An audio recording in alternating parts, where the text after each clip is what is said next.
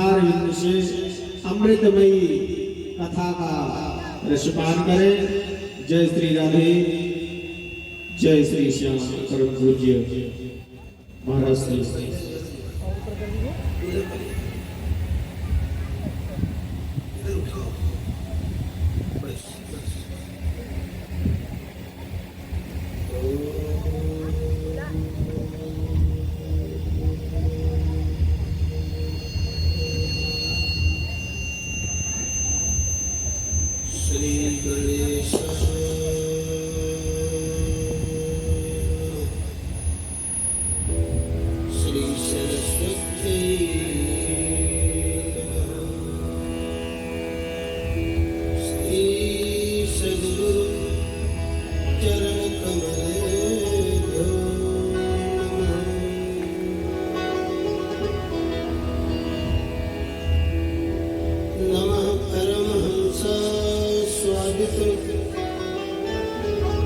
चरण कमल चिन्ह करंदाय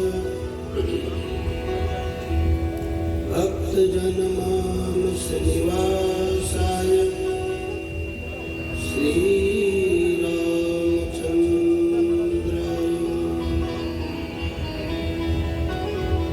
देयं सदा परिमलगनमभीष्टदोहम्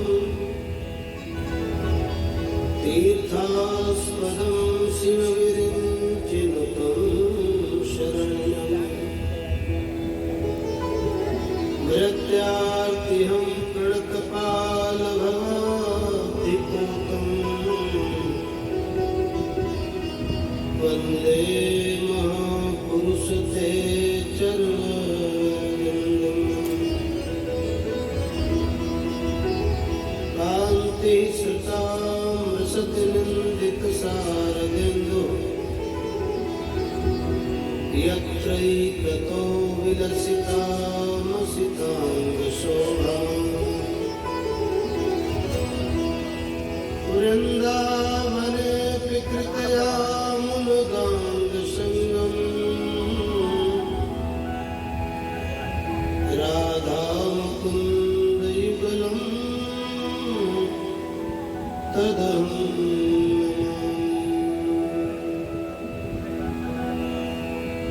असंभवं शम्भवकर्तुमुद्यतं प्रचण्डझञ्झावृतिरोधसक्षम् युगस्य निर्माणकृते समुत्थितम् परं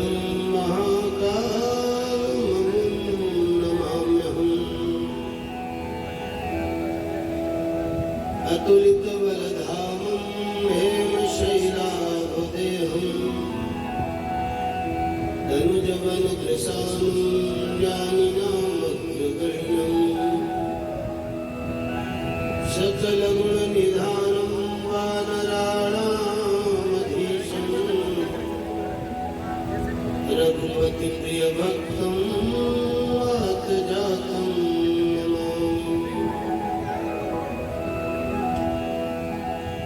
नारायण नमस्कृत्यं नरं चैव नरोत्तमं देवीं सरस्वतीं व्यासं ततो जयमुदीरये। लक्ष्मीर्मेधाधरा पुष्टिः गौरी तुष्टिः एकाभिः पाहि तनुभिः अस्ताभिर्मां सरस्वती। जय जय श्री राधारमण, जय जय नवल किशोर, जय गोपी चित चोर प्रभु, जय जय माधव।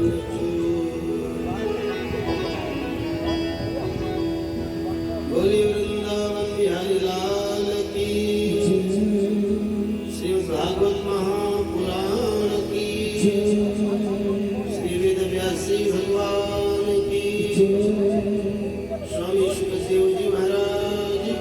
मुझ पर श्री परीक्षित महाराज की श्रोता समाज की यजमान परिवार की स्थान देवता की नगर देवता की समस्त देवी देवताओं की परम पूज्य गुरुदेव भगवान की अत्यंत बलवंत संत हनुमंत लाल की नमः पार्वती पतये हर हर महादेव।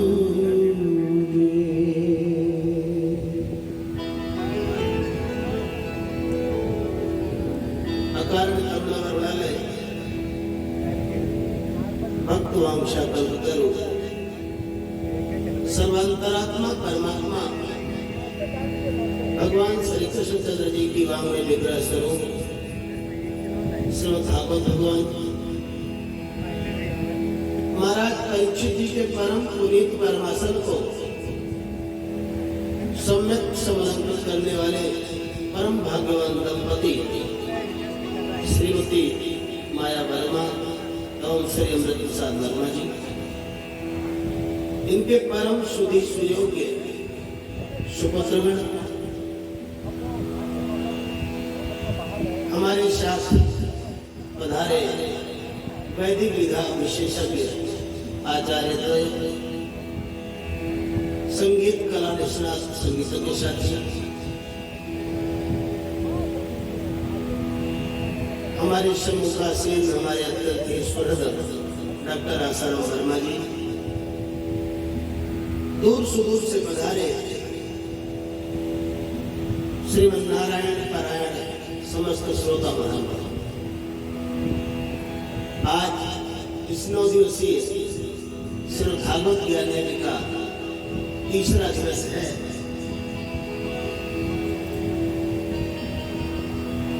आपने कल सुना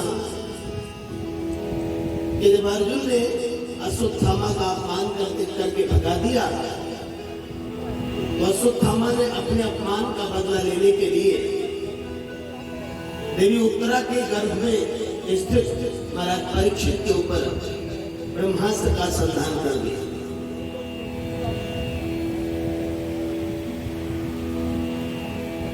ब्रह्मास्त्र का संधान कर दिया और इधर परमात्मा पांडवों के शास्त्र हस्तिनापुर में विराजमान है।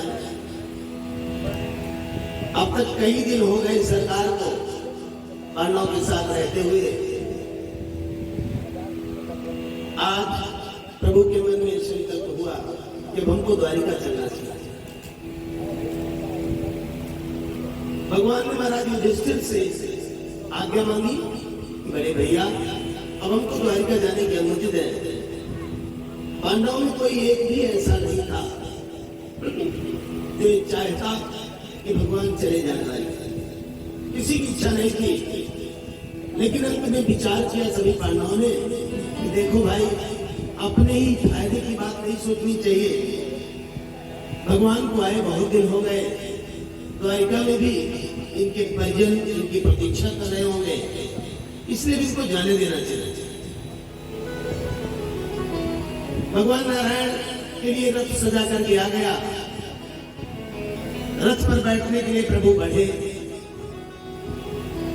और सौनकादिक ऋषियों से श्री सूत जी महाराज कहते हैं, ऋषियों जैसे ही प्रभु रथ पर बैठने के लिए एक हाथ से रथ की छड़ पकड़े हैं और एक हाथ से पांडवों को आशीर्वाद दे रहे हैं।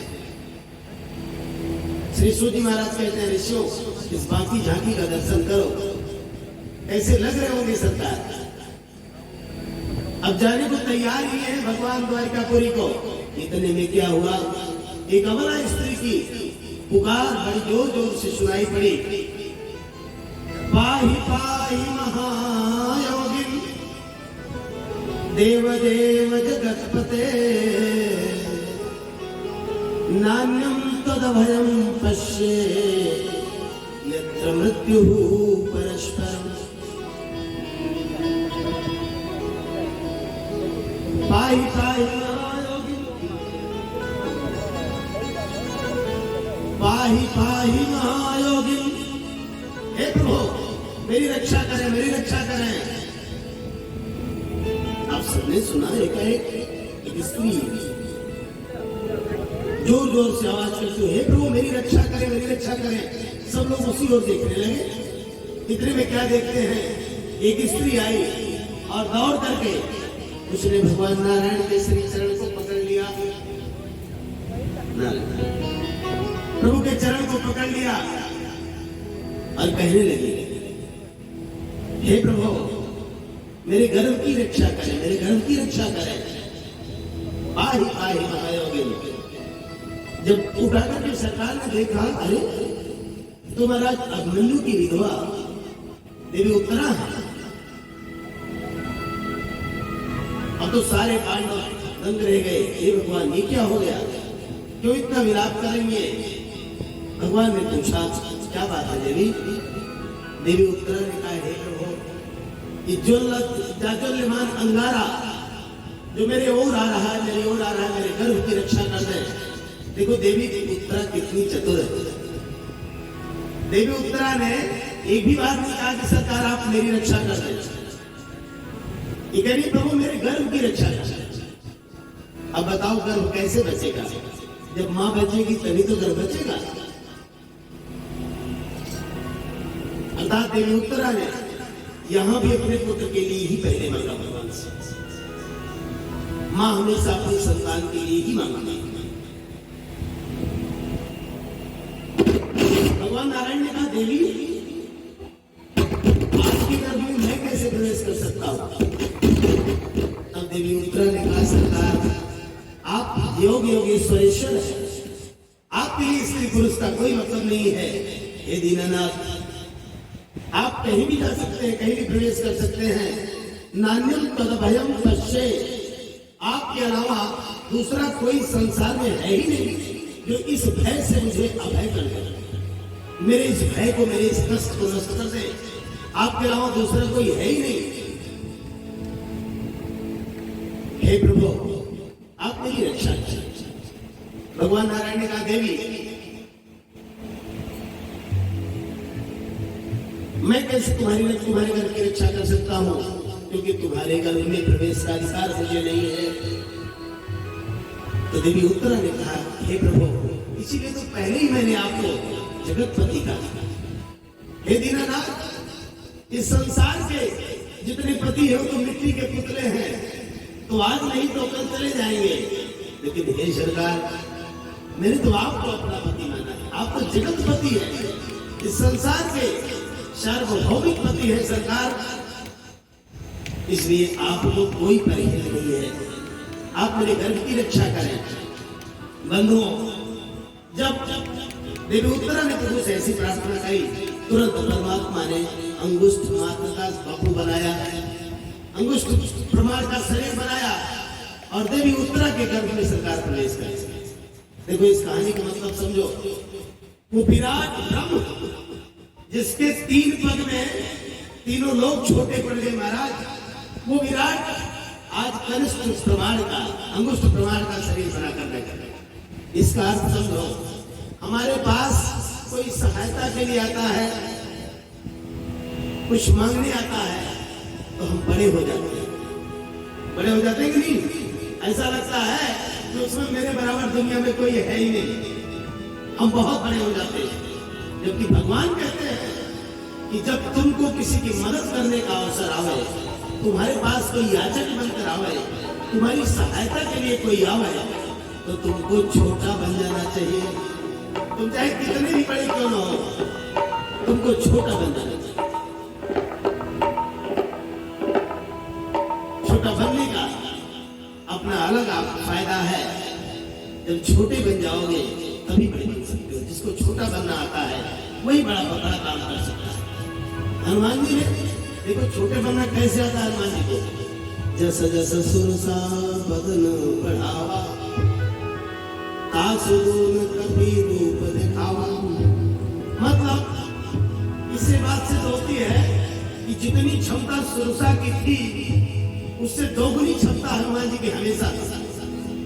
वो 16 हुई, 32 से 32, 34 होते, ऐसे ही बढ़ता जाता। लेकिन बताओ कहां तक बढ़ते जाते? बढ़ने की सीमा भी तो है भाई, कब तक बढ़ते रहते? इस तरह से पूरा जीवन जितना सुरसा बढ़ती, हनुमान जी उसके दोगुने हो जाते। बस ऐसे ही होता रहता। मेरे भाई, ये कहानी बताती है कि समाधान कभी भी बड़ा बड़ा बड़ा होने में नहीं है। समस्याओं का समाधान छोटा बनने से होता है।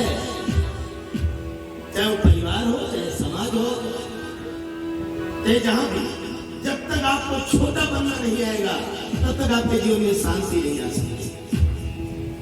शांति अर्थात सीता, भगवती सीता तक पहुंचना था हनुमान जी को, शांति तक पहुंचना था। तो बड़ा बड़ा बड़ा बनने की कोई जरूरत नहीं है। छोटा बन जाओ तो अपने आप कल्याण हो जाएगा। शांति तक पहुंच जाओगे, भक्ति तक पहुंच जाओगे आप। इसलिए छोटा बनने की कला सरकार ने बताई कि कोई तुम्हारे पास आए, लोग एक तो कोई व्यक्ति आपके पास आया है तो वैसे ही परेशान है, बड़े बनने का इतने अहंकारी बन जाते हैं, इतना बुरा भला सुना देते हैं उसको कि बेचारा एक वैसी समस्या में है। आपके बाण सुनकर के और भी छलनी हो जाता है।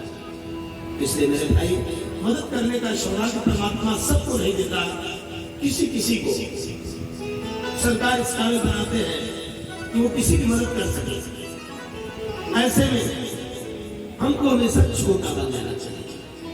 भगवान छोटा बन करके और देवी उत्तरा के घर में प्रवेश करते हैं, जहां पर धर्मात्मा महाराज परीक्षित जी विराज। परीक्षित जी ने देखा, अरे दिव्य बपू वाला, 4 भुजाओं में शंख से गदा पद्म धारण किए हुए, दिव्य पीताम्बर, चमकता हुआ पीताम्बर धारण किए हुए सरकार का दर्शन जो ही परीक्षित ने किया, धन्य हो गए। और महाराज परमात्मा ने तुरंत ही वो ब्रह्मास्त्र जो अंगारे के रूप में बढ़ा रहा था परीक्षित जी को जलाने के लिए, उसको शांत किया। अर्थात प्रभु ने परीक्षित की रक्षा की। और महाराज परीक्षित ने गर्भ में ही भगवान का दर्शन किया था, और तब से भगवान का ही दर्शन करने की वृत्ति परीक्षित जी की हमेशा बनी। भगवान देवोत्तरा के घर की रक्षा करके आए।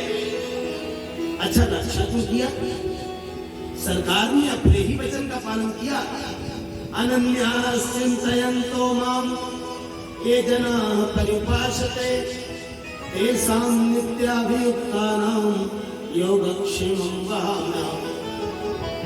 भगवान ने कितना बढ़िया बात कही इसमें भगवत गीता जी में। अनन्याः चिन्तयन्तो माम्, न अन्यः इति अनन्यः, जिसका कोई दूसरा हो ही ना। हे सरकार, एकमात्र आपके अलावा इस संसार में मेरा दूसरा कोई नहीं। जिसको इतना भरोसा है, प्रभु कहते हैं ऐसे मेरे भक्त की मैं क्षण प्रतिक्षण रक्षा करने का संकल्प धारण किए रहते हैं।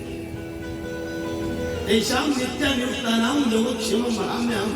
लेकिन सत्य इतनी है कि सरकार के सिवा आपका दूसरा कोई नहीं। प्रभु को ही अपना सर्वस्व जो मानता है, परमात्मा हर दिन रात उसकी रक्षा करने के वचनबद्ध है। देवी उत्तरा के ऊपर जब कष्ट आया तो देखो, पांडवों का इतना समृद्ध, इतना शक्ति संपन्न परिवार, जिसमें गांडीवधारी अर्जुन हो, गदाधारी भीम हो, महाराज युधिष्ठिर हो, और पितामह भीष्म, द्रोणाचार्य, कैसे कैसे लोग खड़े थे। लेकिन देवी उत्तरा ने किसी और की ओर देखा ही नहीं। देखो, पुकारा तो दोनों ने, देवी उत्तरा ने भी और द्रौपदी ने भी पुकारा था।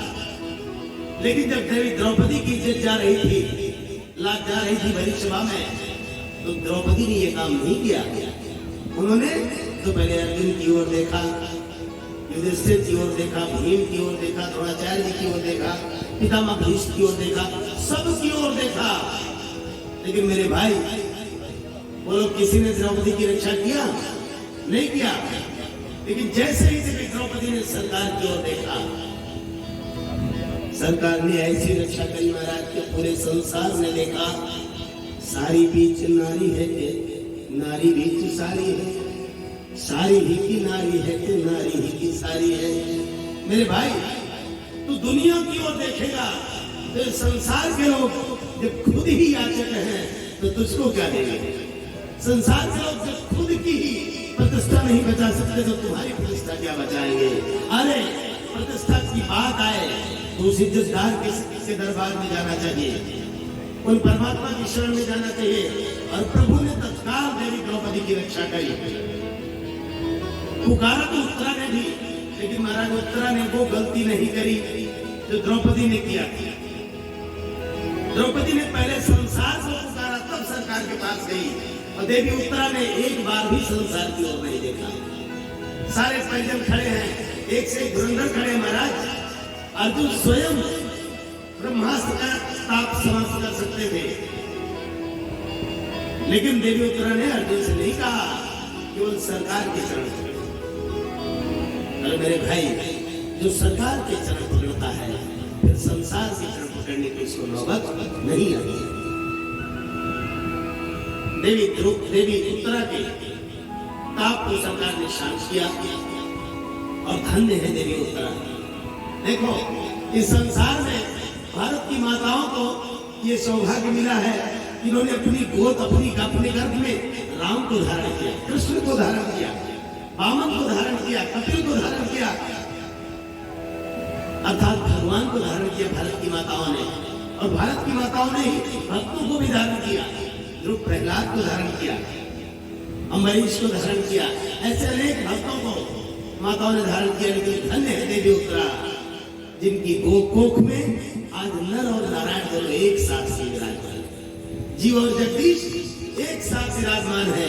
बोलो देवी उत्तरा महारानी की। अब देवी उत्तरा के घर की रक्षा करके परमात्मा पुनः द्वारिका चलने के लिए तैयार हुए। अब भगवान मंद मंद मुस्कुराते हुए देवी उत्तरा से कहते, देवी अब तो खुश हो, अब तो तुम्हें कोई कष्ट नहीं है। देवी उत्तरा ने प्रभु को बार बार धन्यवाद दिया। अब परमात्मा चलने को हुए, रथ पर एकदम चढ़ने ही वाले हैं कि देवी कुंती देख रही है कि सरकार ने हमारे कुल की, हमारे परिजनों की इतनी रक्षा करी और प्रभु जाने को है, लेकिन कोई भी इनको धन्यवाद नहीं ज्ञापित कर रहा है। एक भी व्यक्ति कोई इनको धन्यवाद नहीं कर रहा है। भैया कुंती आगे बढ़ती और दौड़ करके सरकार के श्री चरणों को पकड़ लिया। जब मैया कुंती परमात्मा के चरणों को पकड़ती है तो भगवान ने तुरंत ही देवी कुंती को अपने हाथ पकड़ लिया। अरे बुआ, ये क्या कर रही हो? अरे बुआ, मुझे आपके चरण स्पर्श करने चाहिए, काहे उल्टी गंगा बहा रही हो आप? मैया कुंती देखा, सरकार मैं कैसे मान लूं कि आप मेरे भतीजे हैं? हे दीनानाथ, मैं कैसे मान लूं कि आप मनुष्य हैं? हे सरकार, आप तो नारायण हैं, आप जगदीश हैं। इसी प्रकार के सांसारिक झूठे सांसारिक संबंधों में फंसा करके कब से मुझे भरमाए हो सरकार? जब मैंने आपको नारायण मानना चाहा, तब तक आप मुझे बुआ करके सांसारिक संबंधों में उलझा देते हो। हे जगदीश, आपने जितनी कृपा करी, जो कृपा करी आपने, तो कोई सामान्य मनुष्य कर सकता है? अरे सरकार, आप तो साक्षात नारायण ही हैं। परमात्मा ने कहा, नहीं बुआ, प्रणाम मुझे आपको करना चाहिए, आप मुझे प्रणाम न करें। देवी कुंती ने कहा, सरकार मैं अपने भाई वसुदेव के पुत्र वासुदेव को बड़ी प्रणाम कर रही हूं। मैं तो प्रकृति पुरुष हूं, इस संसार के आदि पुरुष को मैं प्रणाम कर रही हूं, जिनके उदर से सारा संसार प्रकट होता है और जिनके उदर में ही सारा संसार विलीन हो जाता है। मैं उन सरकार को प्रणाम कर रही हूं, जिनकी बदौलत पूरी प्रकृति है। मैं उन प्रकृति पुरुष को प्रणाम कर रही हूं। नमस्ते पुरुषम स्वाद्यम ईश्वरम प्रकृते परम अलक्ष्यम सर्वभूतानां अंतर्बहिरवस्थितम। जो अंदर भी और बाहर भी, जो नहीं है वो भी नारायण है, और जो दिख रहा है वो भी नारायण है। ये सरकार आपके अलावा तो इस संसार में और कुछ है ही नहीं। तो मैं प्रकृति के परम पुरुष को प्रणाम करना ही चाहूंगा। हे दीनानाथ, आपको बड़े बड़े यतीन्द्र मुनीन्द्र सुतीन्द्र नहीं समझता है, तो मैं स्त्री जाति होकर के कैसे आपको समझ पाती दीनानाथ। हे सरकार, आपने जितनी कृपा मुझ पर करी, इतनी कृपा तो देवी देवकी के भी ऊपर आपने नहीं करी, जो कि आपकी माता है। हे सरकार, मुझे तो आपने जो सौभाग्य प्रदान किया, उतना सौभाग्य देवी देवकी को भी नहीं प्रदान किया आपने। मेरे ऊपर तो आपकी बड़ी कृपा रही दीनानाथ। अरे प्रभु, आप देवी देवकी की 8वीं संतान है।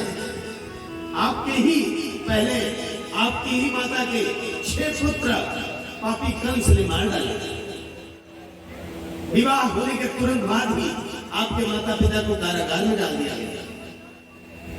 कैसे कैसे कष्ट सहने पड़े उनको, जबकि वो स्वयं आपके माता पिता थे।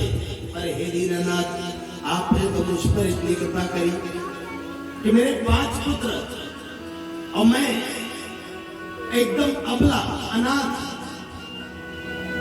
मैं प्रतिवंचिता, मेरी रक्षा करने वाला ही कोई नहीं था।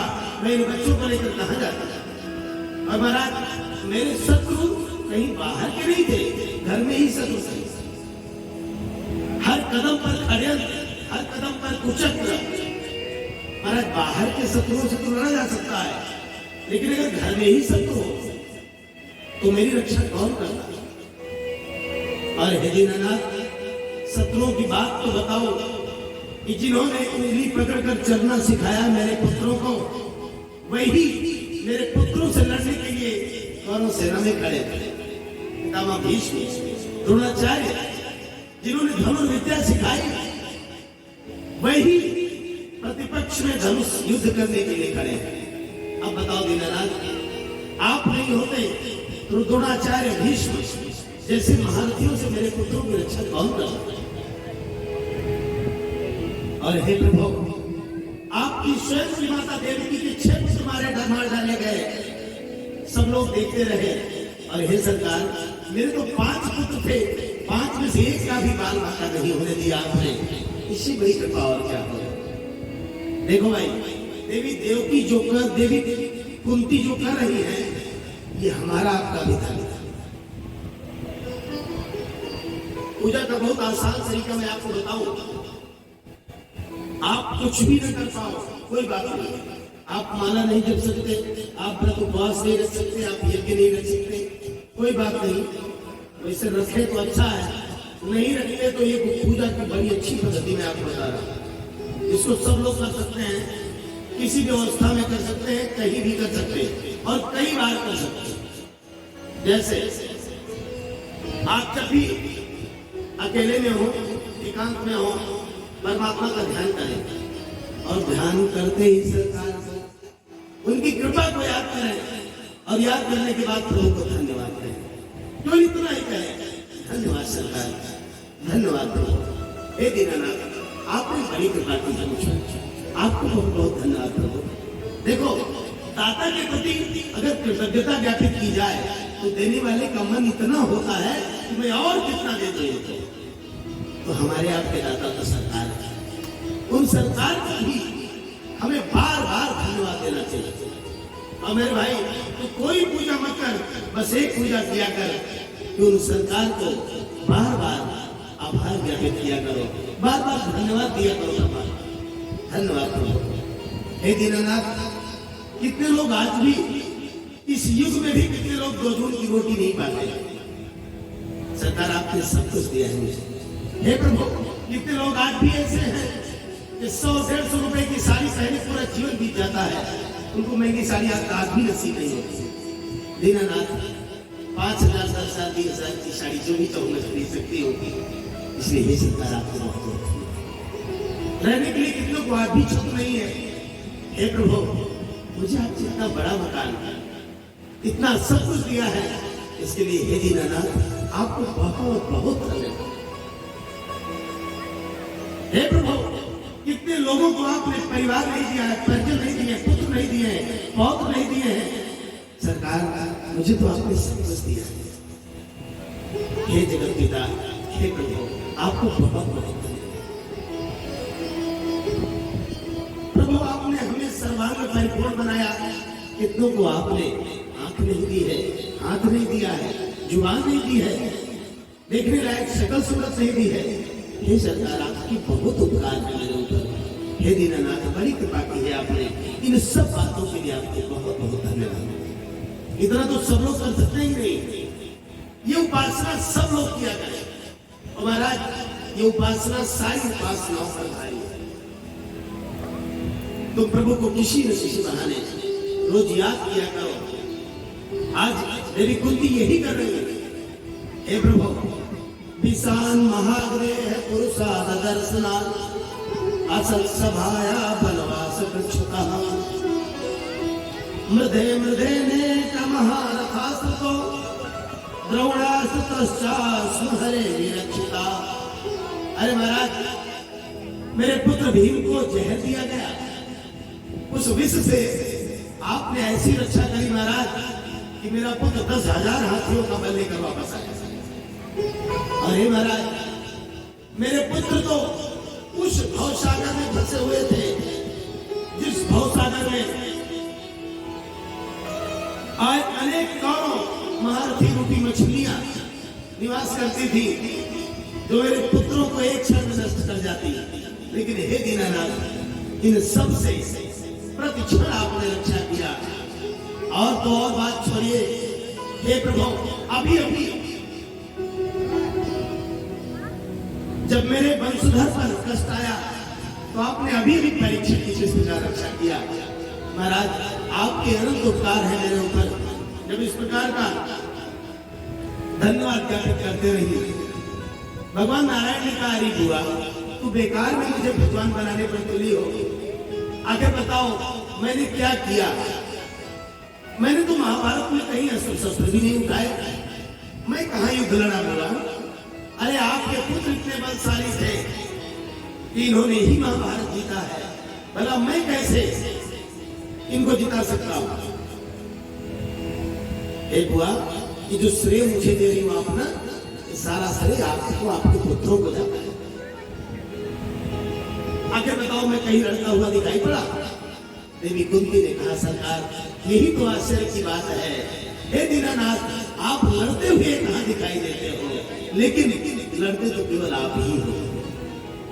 अरे प्रभु, आपने ही तो कहा था हमसे, मयैवयेते निहताः पूर्वमेव निमित्तमात्रं भव सत्यसाचिन्। हे अर्जुन, इन सारे योद्धाओं को मैं पहले ही मार चुका हूं। बस केवल इतना से काम कर दे अर्जुन कि तू निमित्त बन जा बस। तो सरकार, मारा तो सब तो आपने ही। प्रभु, आपकी कृपा बिना इस संसार में कुछ हो नहीं सकता। जब जब भी मेरे जीवन में प्रतिकूलता आई, आप हमेशा हमारे सामने खड़े। एक क्षण के लिए भी देखो भाई, ऐसे ही समझो, आज भी भगवान एक क्षण के लिए भी आपका साथ छोड़ता नहीं।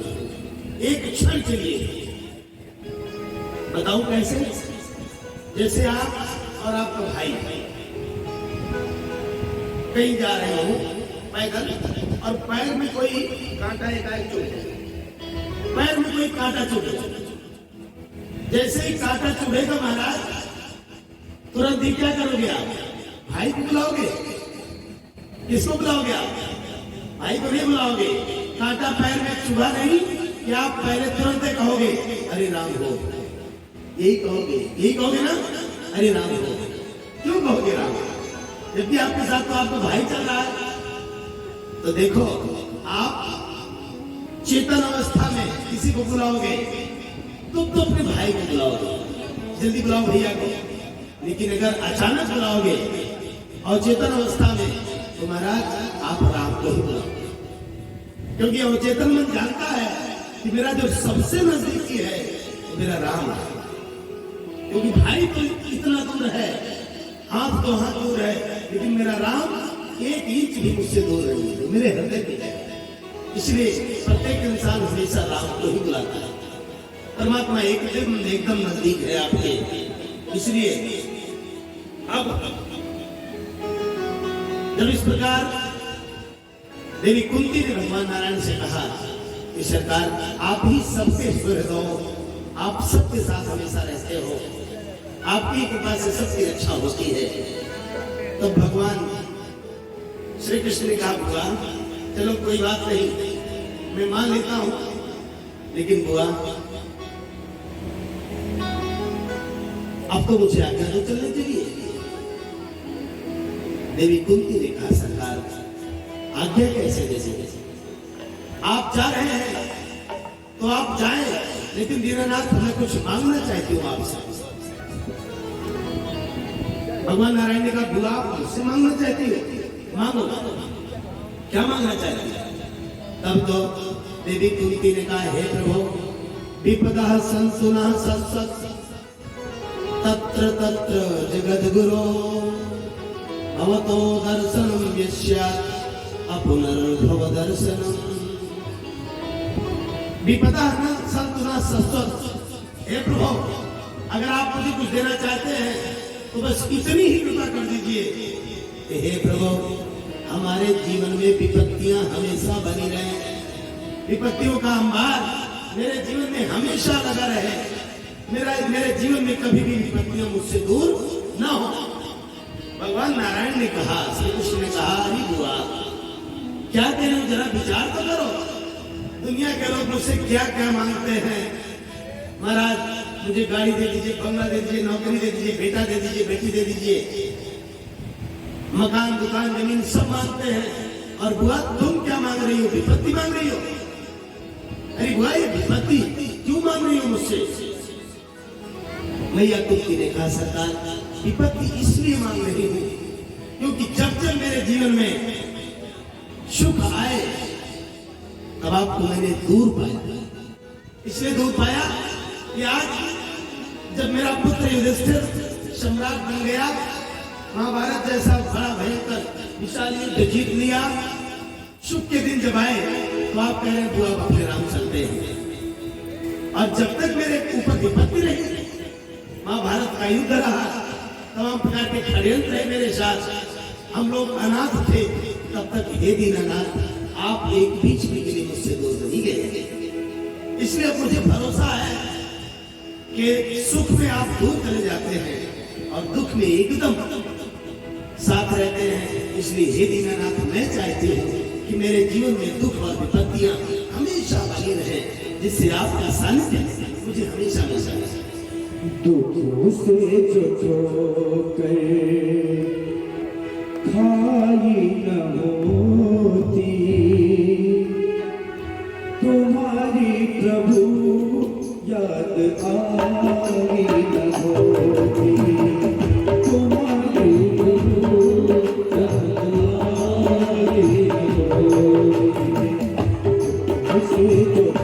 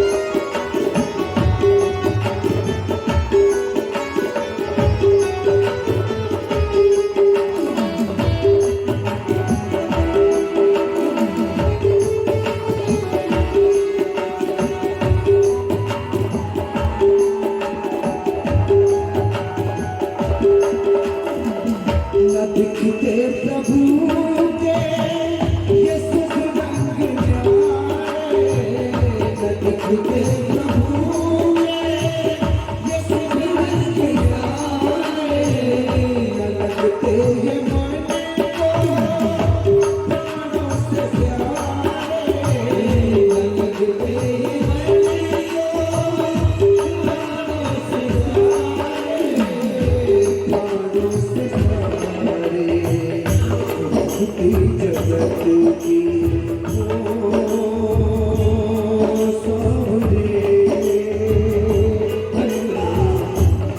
होती जगत की बिगाड़ी न होती तुम्हारी प्रभु याद वारी न होती तुम्हारी प्रभु याद वारी न होती।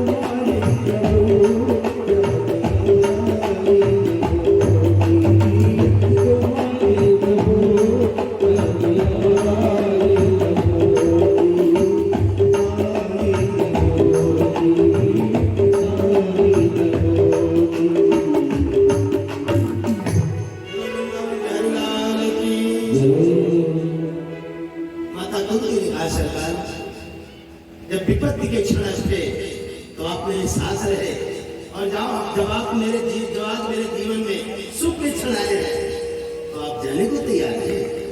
इसलिए सरकार मेरे जीवन में विपत्ति हमेशा बने रहे, यही वर मुझे दे दीजिए। हे प्रभु, स्नेह पासम निमम छिंदी प्रणम पांडुसु विष्णुसु। हे प्रभु, जो पांडवों में, विष्णुवंशियों में, वसुदेव इत्यादि भाइयों में मेरा जो स्नेह पास है, स्नेह का बंधन बंधा हुआ है, हे दीननाथ इसे नष्ट कर दीजिए और मुझे केवल और केवल अपनी शरण में स्थान दीजिए। सरकार आपकी कृपा का पात्र मुझे बनने दीजिए। जब इस प्रकार मैया कुंती ने सरकार से मांगा तो देखो परमात्मा ने सोचा कि मेरी बुआ ने मुझसे कुछ मांगा और मैं इनको दे भी नहीं पाया। अच्छा, देते कहां से? मैया कुंती ने वो मांगा भगवान से जो भगवान के पास था ही नहीं, जो भगवान के पास था ही नहीं। देवी कुंती ने वह मांगा। भगवान ने सोचा कि मैं अपनी बुआ को कुछ दे नहीं पाया, इसलिए भगवान ने सोचा कि मैं अपने को ही दे देता हूँ बुआ को, और बोले बुआ अब मैं अपना टिकट कैंसिल करता हूँ द्वारिका के लिए, अब मैं नहीं जाऊंगा और आपके ही पास नहीं। और महाराज जब भगवान ने यह घोषणा करी कि मैं द्वारिका नहीं जाऊंगा, हस्तिनापुर में ही रहूंगा, तब तो पांडवों में खुशी की लहर दौड़ गई कि दीननाथ जाएंगे नहीं, हमारे पास ही नहीं। पहले भी पांडवों में कोई ऐसा नहीं था जो चाहे कि भगवान चले जाए, लेकिन हमेशा प्रभु अपने ही पास रहे। इस स्वार्थ से ग्रस्त न होकर के पांडवों ने कहा ठीक सरकार आपसे। पांडव बड़े प्रसन्न हो गए। बंधु मांगते तो हम भी भगवान से, लेकिन वही मांगते हैं जो भगवान के पास है ही नहीं। भगवान के पास हम जाते हैं तो कहते प्रभु मेरे बेटे को नौकरी लगा दीजिए, जब भगवान ने खुद ही कभी नौकरी नहीं दिया तो कहीं नौकरी लगा देंगे। भगवान से जमीन मांगते हैं, भगवान से लेनी मांगते हैं, मकान मांगते हैं, घर मांगते हैं। भगवान का अपना खुद ही घर का कोई तो भक्तों के हृदय में रहा करते हैं। भक्त लोग जहां भी बैठा रहते हैं उनको वहीं पर सरकार अपना घर मान लेते हैं। जब खुद ही उनका घर नहीं रह रहा है तो कैसे भगवान के पास जो है वो हमको चाहिए नहीं। अब जो हम भगवान से मांगते हैं तो भगवान के पास है ही नहीं, तो कहां से मिलेगा? भगवान के पास भक्ति है, भगवान के पास ज्ञान है, भगवान के पास मोक्ष, भगवान के पास वह है कि विपत्तियां आए ही नहीं, कभी आ ही नहीं सकती कोई विपत्ति। हम ऐसा गुण तो मांगते नहीं भगवान से, इसकी हमको जरूरत है नहीं। और हम लोग भगवान से वो मांगते हैं जो प्रभु कभी दे देते हैं। नारद ने यही तो मांगा भगवान से कि महाराज मुझे सुंदर बना दीजिए, और भगवान ने क्या बनाया? बंदर बनाया। क्योंकि तुमको क्या बनना है, क्या तुमको चाहिए, ये परमात्मा जानते हैं, लेकिन तुम दुखी होते हो कि सरकार ने आपको नहीं दिया। हम इतने दिन से पूजा कर रहे हैं, इतने दिन से प्रभु से मांग रहे हैं कि मुझे बेटा दे दो, मुझे नौकरी दे दो, मुझे मकान दे दो, भगवान दे ही नहीं रहे। पगले वो सबके पिता है, वो परम पिता है, जिस चीज की तुमको जरूरत है वो वही देंगे। तुम ये क्यों सोचते हो कि भगवान मेरी सुन ही नहीं रहे? तुमको उस चीज की जरूरत सच्चे अर्थों में है ही नहीं जो भगवान नहीं दे रहे हैं। जिस दिन उनको लगेगी कि मेरे बेटे को इसकी जरूरत है, उसी दिन वो दे देंगे।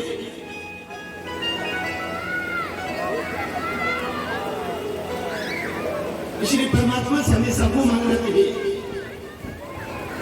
जो परमात्मा दे सके।